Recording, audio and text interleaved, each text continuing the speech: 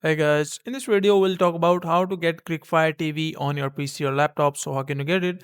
First of all, open any of the browser and search here BlueStack. Once you write down BlueStack, so you just need basically an emulator which will install mobile applications for you inside your PC and you can just simply use it. So just go to the official website of BlueStacks. You just need to download the BlueStacks emulator from here. Just click on download BlueStacks and that will start downloading. Now you just need to install it, and once you install it, after that you just need to search the Cricfy TV inside the you can say its Play Store.